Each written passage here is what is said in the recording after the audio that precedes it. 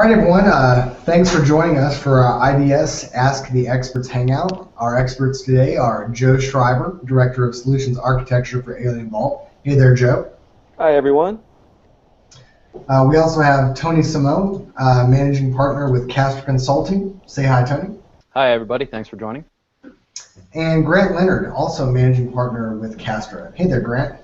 Hey, how's it going? Great.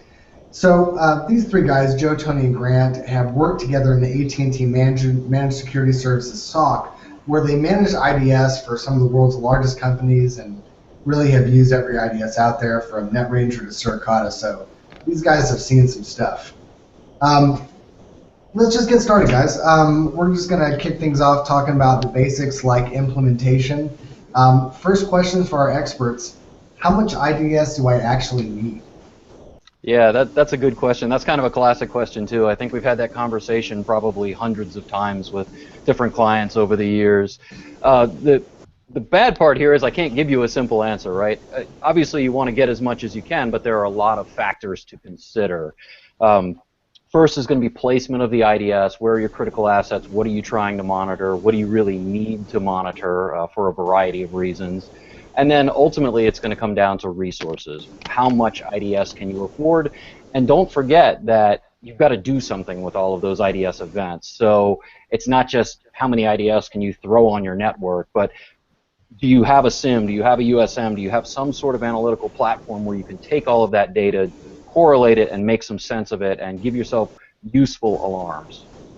Yeah, I think it's also important to not undersize, right? If you're just going for one IDS and you choose to put it at the south side of your egress point or ingress point, and it's woefully inadequate, you're going to spend all of your time and cycles trying to keep the box up and not doing the analytical work that you're actually trying to use it for. Yeah, absolutely. I mean, you also need to plan ahead for growth, right? I mean, your network is likely to get larger. You have to account for that traffic. And I think also one thing we can share with you guys is that not all IDS vendors quote their inspection bandwidth capacity in bidirectionally, right? So you may buy an IDS system that is rated at 1 gig. Well, guess what? A 1 gig link is actually full duplex. So you know, kind of ask your IDS vendor specifically, hey, is this traffic rated bidirectionally or unidirectionally? Yeah, so actually that brings up a good point also, Joe, the capacity option, because sometimes it may be better or more cost-effective for you to buy a larger IDS that you can monitor multiple segments with. You don't have to have a physical device at every point, assuming you can get a cable stretched over to it or a span brought to it. So you might buy a larger device to give you that ability to monitor that ingress-egress point, that DMZ, and some other critical taps on the network.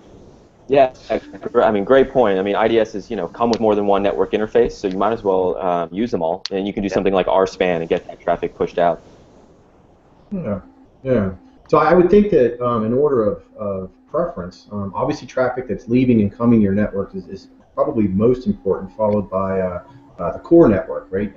Where all the files are accessed, and typically you'll see on a diagram, finance, HR, all that little section. But for small companies, you probably have all that on 1 or 2 servers sitting in your core that may or may not have access to the internet. So gathering those points first would be a good place to start.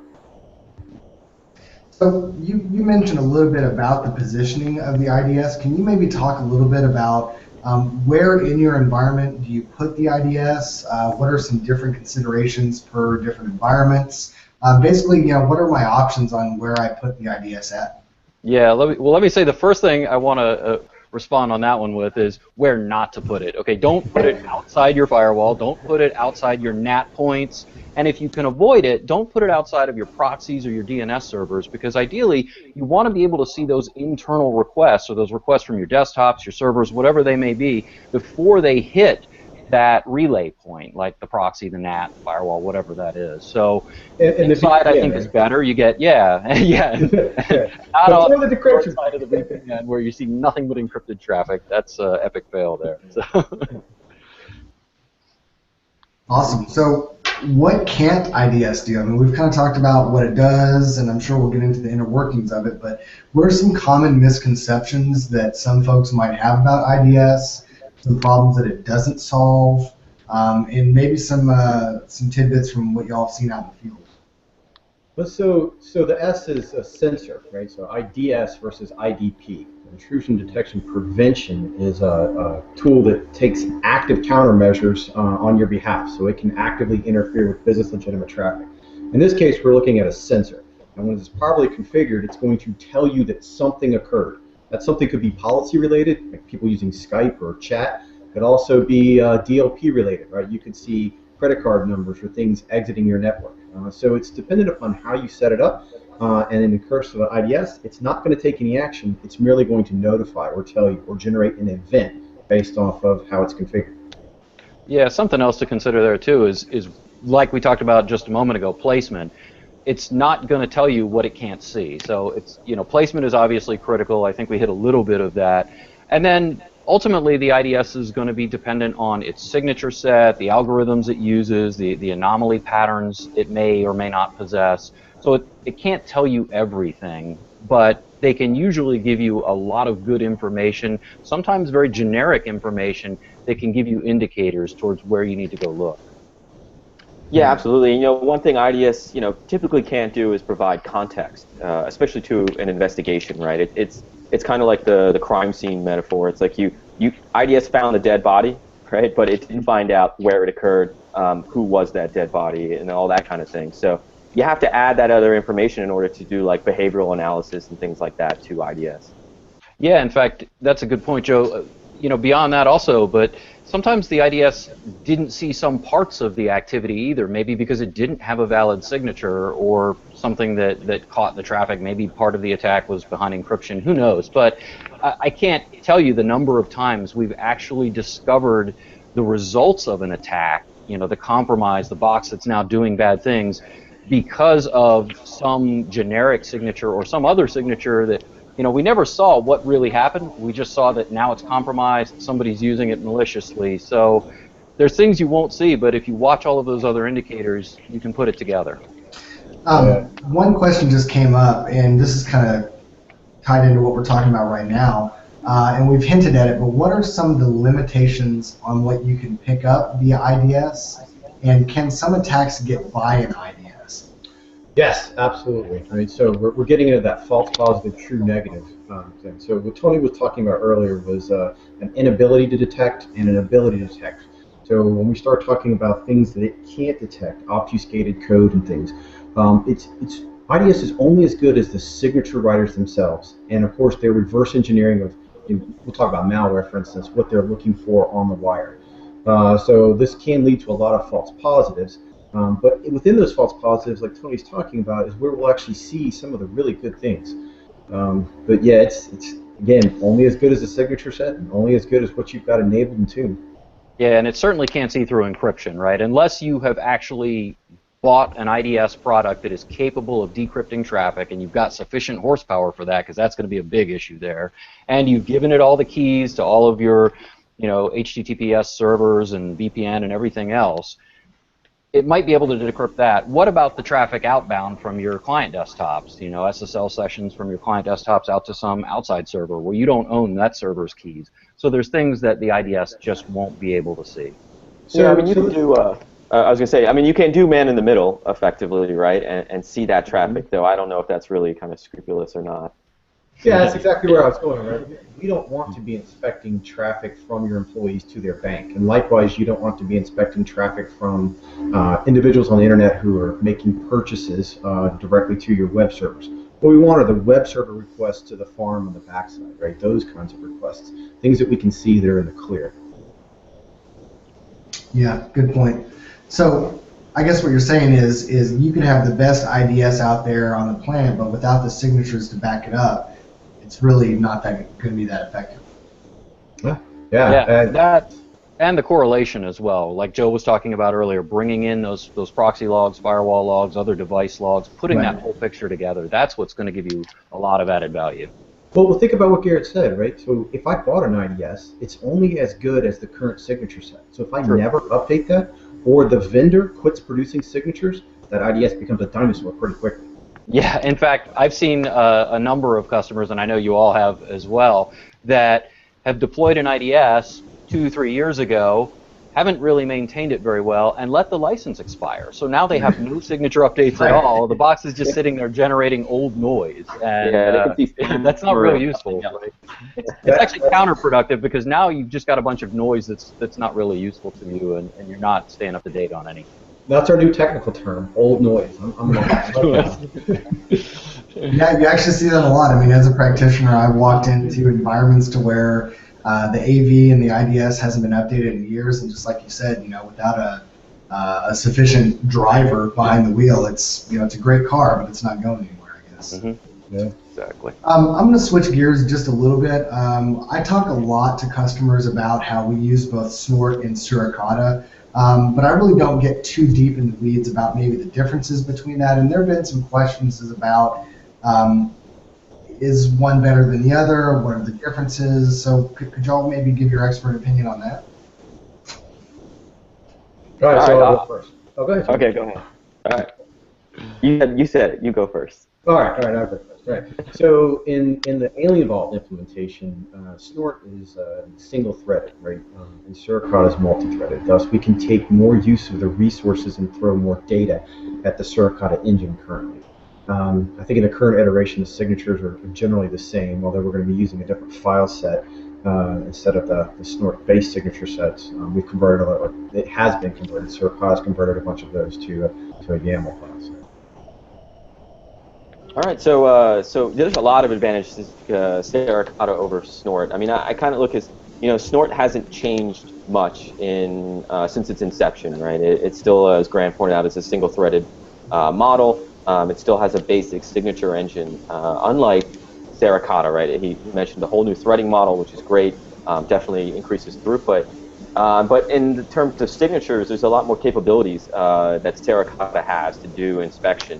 One big one is the ability to do Lua scripting inside of the signatures, right? So not only can you look for a particular pattern, but you can look for a sequence of patterns or put conditionals behind it if you see this and not this. So that by itself is a huge advantage. But the other things are the other things that Suricata does, right? It doesn't do just IDS. It's able to do NetFlow tracking. It's able to do or grab files off the wire for malware inspection. It can do DNS logs and HTTP logging, which could eliminate the need to actually go and get them from your source. And something like DNS logging, it's actually better to do through Suricata because you're going to see every single DNS request, not just the ones that are going out to your DNS server. And if people are using DNS servers that are outside of your network, that's a problem, and maybe something indicator of something else. So when you look at kind of all the capabilities, Suricata, I consider it almost like the next generation of IDS. Yeah, and they help with rookie mistakes too, right? So I think the basic Snort file doesn't even include the local rules. So somebody may say, hey, here, put all these local rules in and turn it on. And the Snort, unless you've actually added and told Snort to use local rules, it's not going to be there. But Suricata, by default, includes an empty local rule set. So rookie mistakes and dumb learning errors, preventing you from reinventing the wheel are some of the extras. Yeah. One thing I want to mention to everyone who's listening, if you have any questions, feel free to type those in the chat. We did get a lot of great questions when y'all signed up for the Hangout, but if you have any questions that come up, feel free to ask them. So moving on, a lot of consideration, or rather a lot of questions are asked of us about deployment strategies in environments with multiple disparate networks, multiple subnets. What are some considerations when you're deploying IDS to maybe not, send too much over the wire or, conserve bandwidth? What are just some of the deployment strategies that you guys run into? Yeah, so I think if I'm reading that question correctly or understanding it properly, that we're talking about multiple sites that are reporting in. Maybe you've got a data center or headquarters. Absolutely. And then a whole bunch of maybe retail stores or remote offices, right, or whatever they may be, right? So that's right. Pretty common situation too. It really depends on the architecture of those sites. If you've got a hub and spoke type architecture where all of those sites are reporting back through your headquarters or through your data center, then you have a beautiful aggregation point there to start capturing and monitoring all that traffic. You may not see LAN traffic at the site itself, but you'll at least see things coming and going from the site, which is going to give you, good visibility as a first step. Now, if you've got dozens or even hundreds of sites, it may not be cost effective to go deploying an IDS at every site unless you've got something like a VM server at every site where you can throw just a lightweight VM on there. But beyond that, it comes back to the resources discussion we were having earlier, right? Where can you afford to put them? Where can you afford to collect all that data and process all of that data? And you're going to have to pick your most critical areas first, your highest value targets, your highest risk areas. Don't forget those desktops. Those are high risk areas. So I'm going to point out that you described an aggregation point as beautiful. That was awesome. But we got to think about a lot of these remote sites are going to have their own access to the internet, and they're not coming back to traverse the main company proxy location, right? So since that's an obvious place to bypass standard company controls, I definitely think I'd like to inspect that traffic coming and going from those remote locations as well. Yeah, and that's why I pointed out hub and spoke. I guess I failed to mention the other, which is what you're describing, more of like a mesh architecture where every site kind of stands out there on its own and they can communicate with each other, but it's all going out public side. And that's a much tougher, situation to deal with if you have a large number of sites. Yeah, true. So Grant, you mentioned IDS and IPS. One of the questions that we just got live was, you guys are talking about IDS. What about IPS, and what are the advantages of one over the other? So IDP or IPS, these are intrusion prevention methods. So this is where you feel like you've got a low enough false positive rate on a signature that you're going to allow the signature or allow the tool set to take action in line on a scenario that it sees. So much like your firewall, right? You set a policy that says nobody can go out on port 80, they always have to go by the proxy. Well, in this case, when the IDP or IPS sees a packet scenario, it says I'm stopping this traffic right here and there. Sometimes you can actually set those up without even sending an event. I know we've run into that scenario where the IPS devices were dropping traffic and not telling anybody. So you've introduced something that adds business risk to mitigate perceived risk, right? In that you are taking action on potentially business legitimate traffic. And then if it fails, it has to do things like fail open. And there's only a few vendors that, when the hardware device is in line, actually fails, it's still passing traffic. So you could introduce a brick into your environment, right? Yeah, those are great points, Grant. I want to follow up on something you were getting at, right? The firewall, right? For years in the SOC, we always talked about customer calls in, or the other part of the corporation calls you at the help desk or at the security desk and says, I can't get somewhere, it's the firewall's fault. Well, guess what? The IPS is the new firewall, right? So, and it's going to take them a little while to get used to it, though. The first few times they're going to blame the firewall, and then when they discover that there's this other box out there that's blocking things, blocking some of their access in and out, then they're going to start headhunting on the people driving the IPS. So be prepared for that, understand that. I think one of the things you have to consider when you're deploying an IPS is be very conservative starting out. Be really careful about what you have set to block versus what you're just going to alert on, right? Go with alerts and then figure out what you trust and work your way up to blocking things. All right, so let's talk about where you've seen them deployed. So out of the thousands of IDSs that we deployed, how many of those clients actually chose IDP or IPS? Right, I would say a very small percentage. Very small, but I think in the past 5 years we've really seen that ramp up quite a bit. More and more have been going the IPS route, but even then we've seen some of those those big ugly failures that have caused the business managers and all the way up through the CEO to throw their hands up and say, oh, whoa, don't block everything, go easy. I want visibility, but I don't want you to shoot down all my business critical traffic. So. Right. So I've seen it. Where I've seen it successfully implemented, is at universities or open networks. Right. Open networks typically aren't allowed to block kinds of traffic, and this is a way around that scenario of having a firewall to block access to and from, or unfettered access to and from places. Sorry, Joe, I stepped on you. I'll let you go ahead. I apologize. Yeah, no worries. I was going to comment on what Tony said about kind of the growing or the rise of IPS. And I think what's funny is that I think probably more than half of the time everyone's IPS is actually in learning mode or essentially non-blocking mode. So people, while they're buying IPS, they're not actually blocking anything with it. I don't know if that's like a marketing thing. You know, people just said, oh, well, IDS isn't cool anymore, so let's move up to IPS and start using that. But you know, like I said, very few people actually turn on blocking, because it's kind of going back again to what Tony said about the administrative aspect. Because as soon as people learn that there's a mysterious black box that could potentially block traffic, the first thing people want to blame is that black box. Yeah, actually, you said a great word in there, Joe, that I want to follow up on, and if everybody will permit me to hop up on my soapbox for a minute. You said marketing, right? So I know we mentioned this in the webcast the other day, that you've got vendors out there who are going to tell you IPS is better, or it's different, or we built this to be an IPS. Well, guess what? Let me blow away the mystery right now. An IPS is an IDS that blocks. It has to detect to prevent. You can't just block things if you don't know what you're blocking. So some of the vendors are going to tell you they built it from the ground up to be an IPS, and maybe that was their goal, but you have to be able to detect things, and you have signatures, and you have anomaly patterns that you are matching on to decide what you alert on and what you block. So when you hear a vendor say that, ignore that junk. It's, you know, ultimately what's going to get you with IPS, like Grant and Joe were both saying earlier, is it comes down to placement and operational concerns.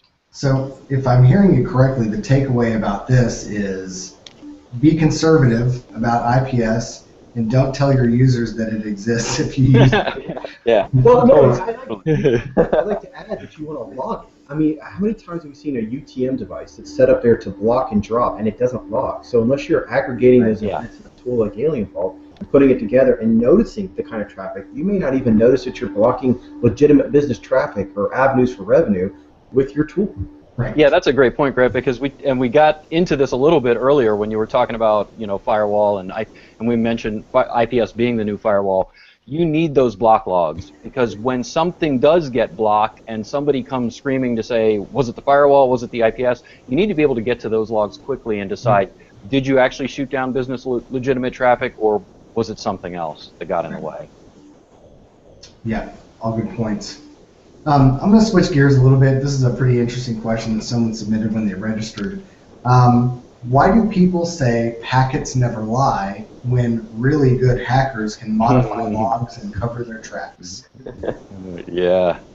So don't confuse packets and logs, right? They're two different things, right? Your packets might be carrying some of your logs. In fact, if you're logging to a SIM or a USM platform, then your packets should be carrying some logs in them.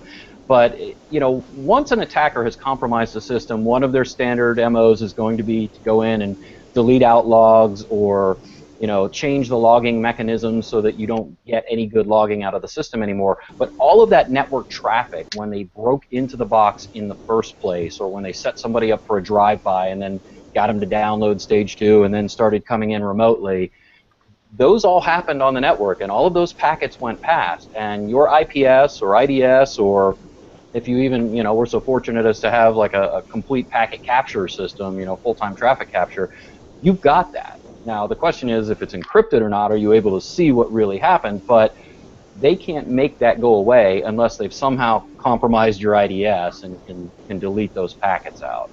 Yeah, good point. Yeah, I mean, while it may be possible to perfectly forge packets, the truth is that doesn't really happen. I think, you know, you have checksums and all these other aspects of packets that you can look at and inspect when you're doing your analysis that may indicate that this packet isn't real.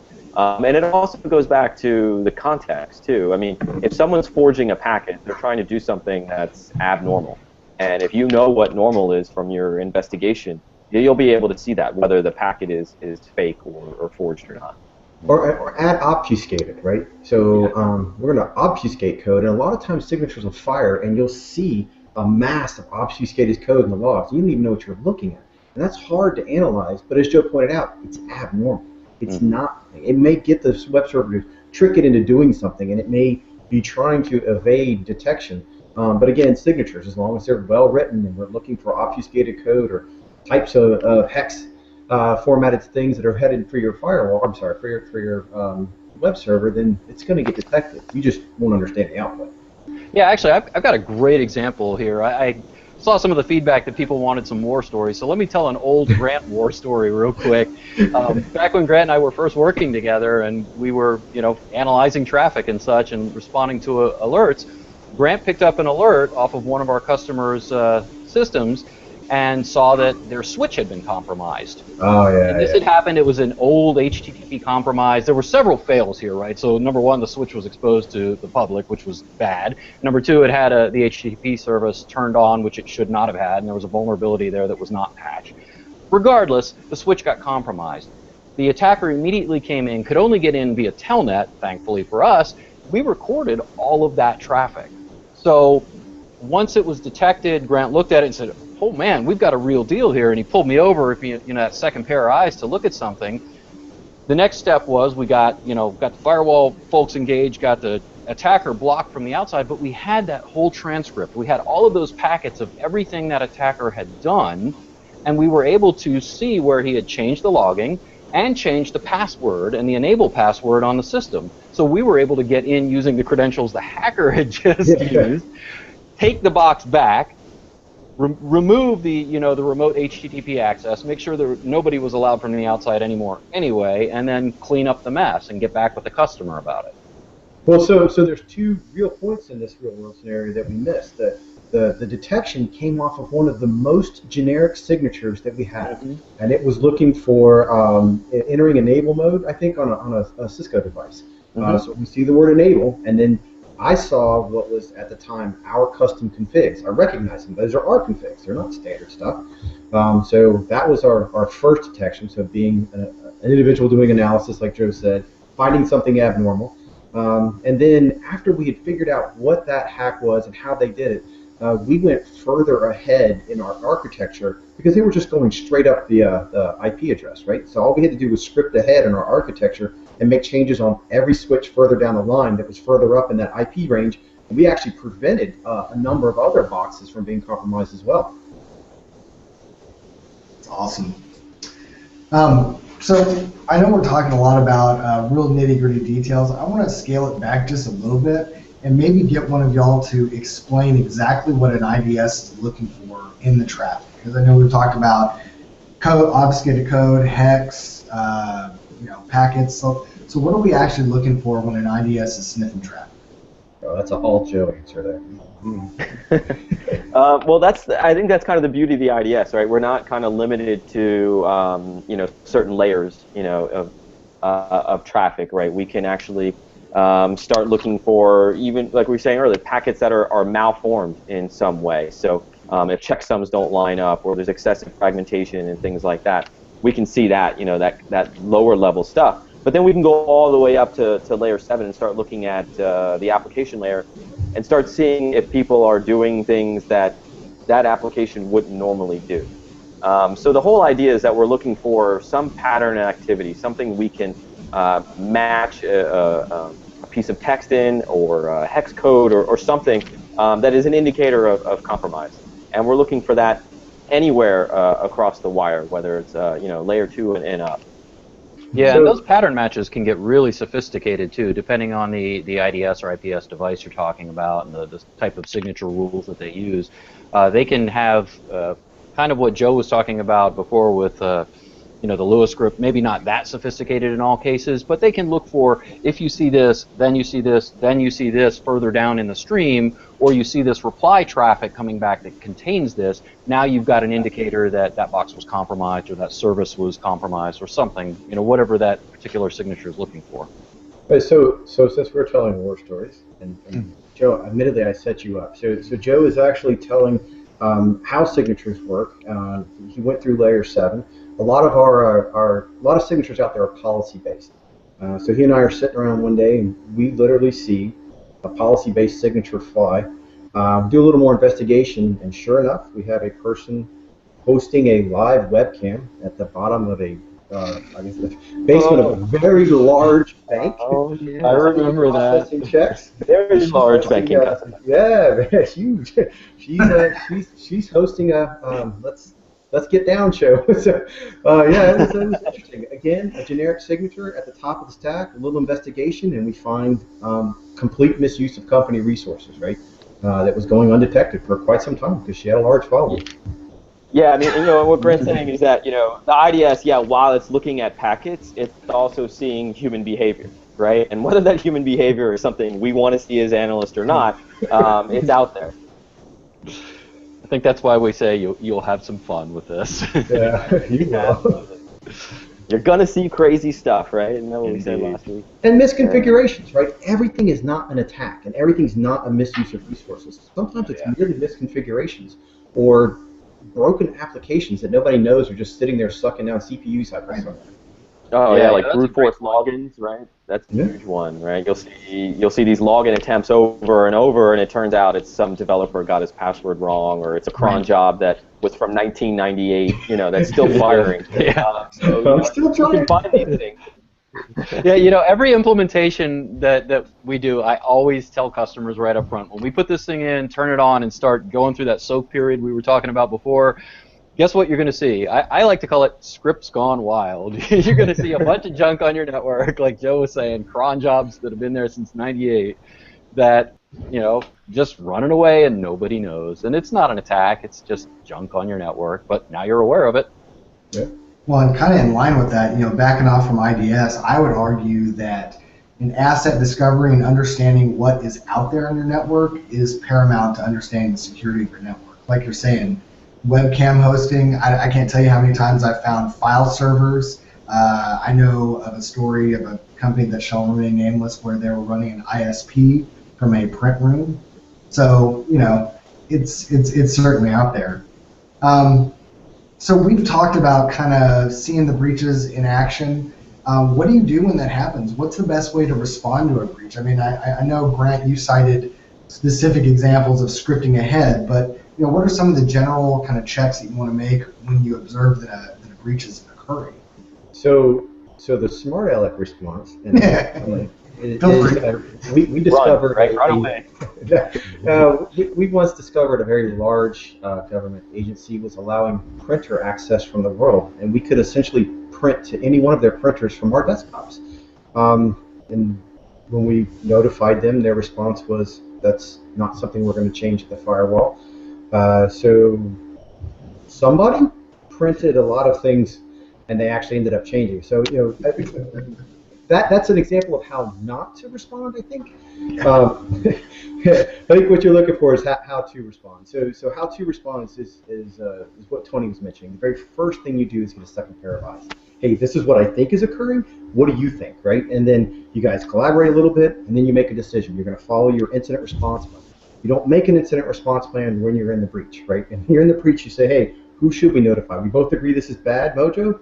Let's go find somebody and talk to them about it. Let's start putting a team together. Some people were, in the case I was mentioning, scripting ahead and looking ahead. Others were mediating. We even had others still talking to the client, right? So it's a team effort there in terms of response, actually.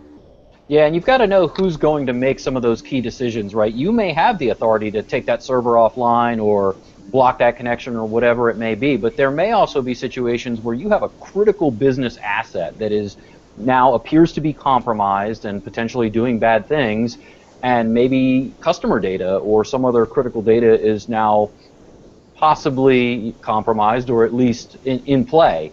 So you need to know who can make that decision, and you need to be able to get to that person and explain the situation very quickly. And that's, like Grant said, that's why you have to have these IRPs done in advance. You really need to know what your plan is, and if you've got, you should absolutely make the time. I won't say if you've got the time. Make the time to not only build it, but practice it. Run through it. Do a tabletop exercise. I know they seem dumb. I know they feel stupid when you do them, but do it so that you know, hey, when we have this situation, who am I contacting, and who's going to have the authority to make the right decisions about pulling that critical business server offline or leaving it in play until we can get maybe some live forensics done on it or whatever it may be.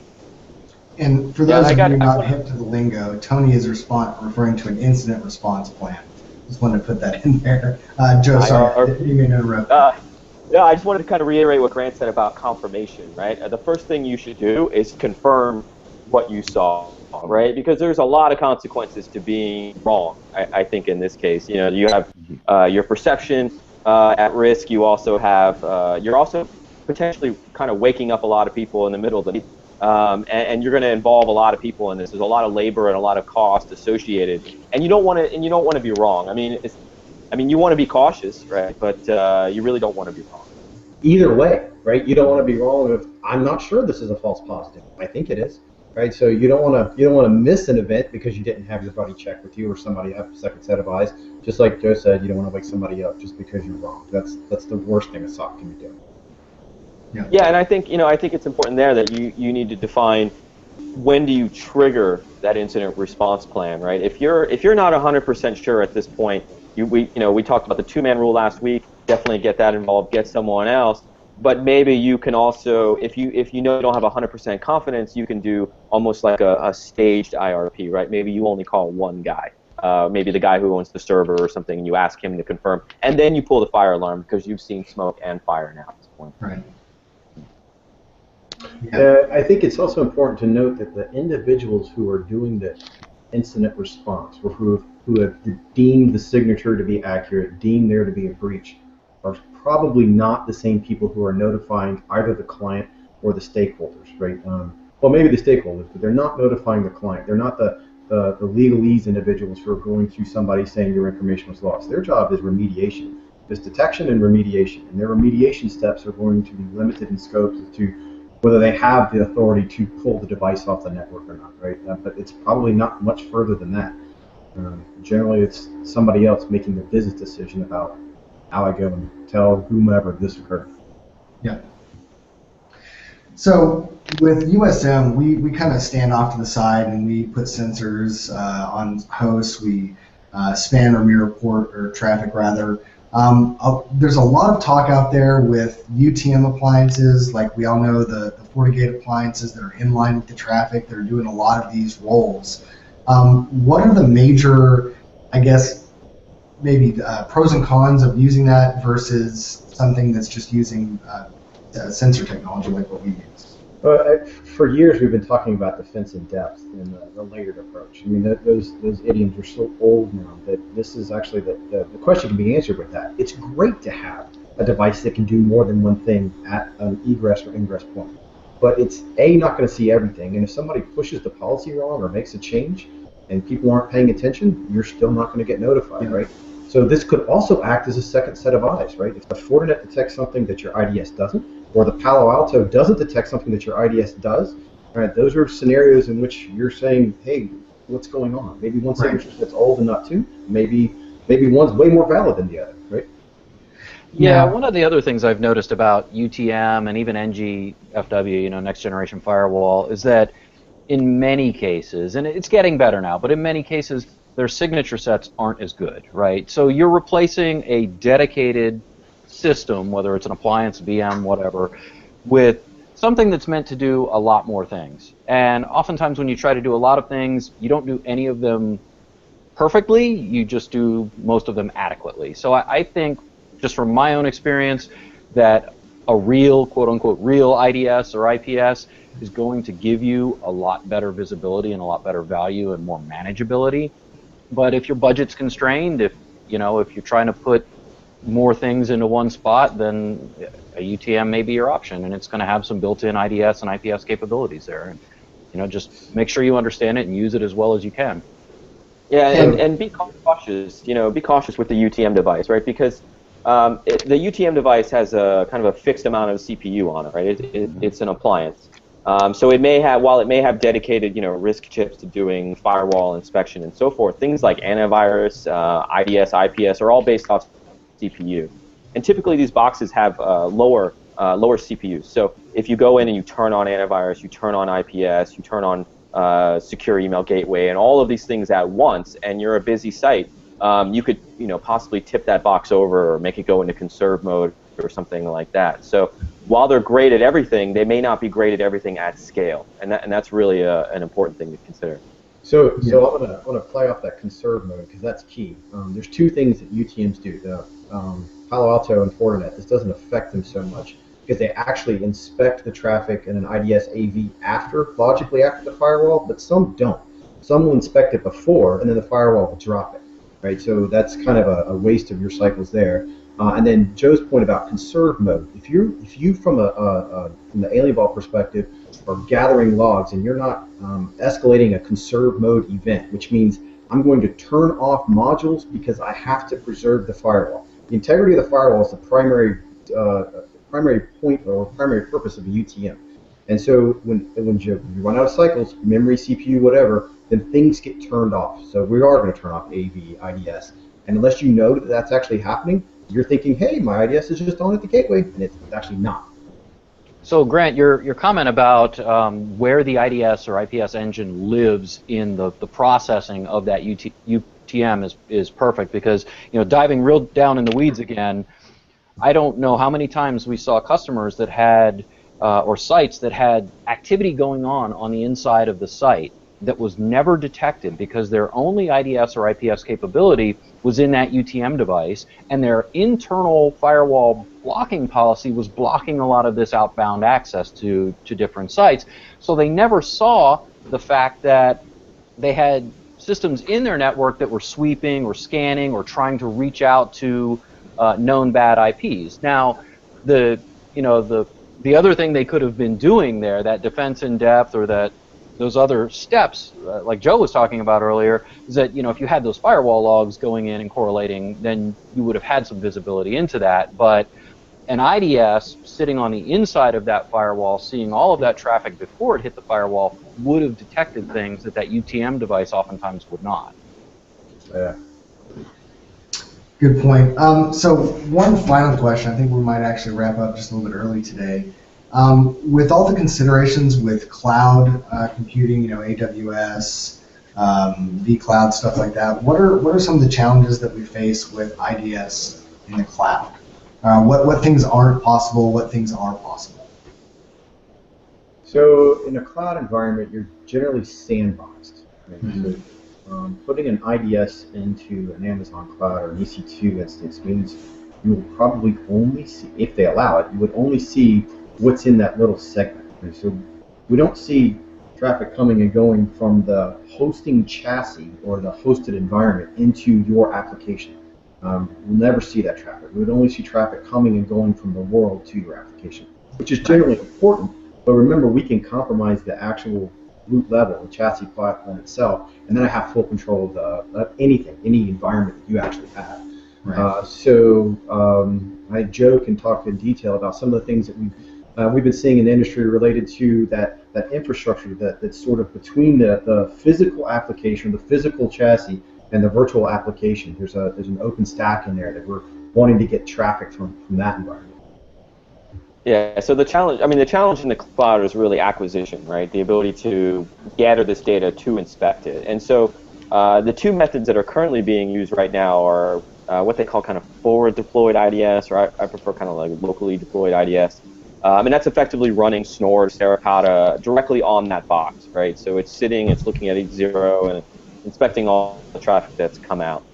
The other option is to look at things at the hypervisor level, right? So the hypervisor itself is an aggregator. All the traffic that's going in and out of that chassis or that box is going through the hypervisor. You're able to inspect at that point and then potentially break that traffic out. But this problem is going to occur anywhere. Typically, SDN is involved or software-defined networking. So it's something that IDS kind of has to catch up to in a way. There are a lot of vendors out there kind of starting. I know like Big Switch is an example of one where you can dynamically pick through an IDS engine. Very cool use case. So what we're going to need to see is kind of the SDN aspect of these cloud providers open up and allow you to route traffic on your own, because you just don't have access to that choke point, that router, that switch. Those things don't exist in the cloud. Now you do have some vendors that are offering like ESX or a known kind of virtual provider in the cloud, unlike Amazon, right? We know what it is, but it's black box to us. And so if you have a typical ESX box, you can do a lot of the things that we talked about, right? You can go promiscuous mode in the virtual interface and see that traffic, but the hypervisor is kind of more the target point for me. Yeah, that's the point I was just about to jump into, Joe. And in fact, it begs a big question, right? Can you even get access into the vSwitch or the virtual switches of that cloud provider's environment. I mean, in most cases that I'm familiar with, you can't, and you don't even necessarily know where your VMs are going to be running, except for within a particular region or data center. So you can't really sniff the traffic, or as Joe was saying, you can't do the acquisition like you're used to traditionally of just, either plugging in off of a vSwitch that's sitting within a single chassis or plugging into a physical switch or a tap or something like that. So it makes me wonder, how would somebody get access to all of that traffic moving between all of their VMs as well as coming in and out of the choke points? And it obviously opens up a big market opportunity for those cloud providers now, because they would have access to all of that, and they could potentially offer managed services on top of something like that. Yeah, good point. We're about to wrap up. Any closing thoughts? Any words of wisdom? Funny jokes about each other that you guys want to share with our audience? Oh, we just opened it up now. No, I don't have any jokes. Nothing that's publicly airable. Yeah, right. Any safe for work, right? Any parting wisdom or anything you want to share with everybody else? Well, don't be afraid. Yeah, I was going to say, don't be afraid, right? You turn it on, get looking at it, and if you've never used it before, it's going to be noisy or potentially incomprehensible. That's where you start, right? Everybody started somewhere. Plug it in, turn it on, read some documentation, and they'll get to looking at what you got. Cool. Yeah, Tony, Joe, anything? Oh, sorry. Yeah, I'll go. ahead, Joe. Right, I'll go. My thought is, if you don't have IDS, then you should get IDS. It's kind of, when you look at the point solutions that are out there, I think the most value, or effectively more analysis per dollar, is going to be IDS. So if you don't have one, just go buy one. Yeah, and I think I'll just follow up on something we've said several times along the way. Have fun with it, right? Learn, dig in, explore stuff. We've seen so much crazy stuff. I wish we could share more war stories with you, but I'll tell you what, I've busted presidents of companies who were surfing things they should not have been surfing, going places they shouldn't. I've called up clients or been on calls with clients telling them that they had servers that were compromised that were now hosting porn, and had to start reading out the file names to them before it finally became obvious to them that they had a real problem, and could hear the jaw dropping from across the phone. So have fun with it. It's going to be crazy. It's going to be scary sometimes, and then sometimes it's just going to be lots of tedium. But if you work the process well, you'll find the good stuff, and you'll make it interesting. Very cool.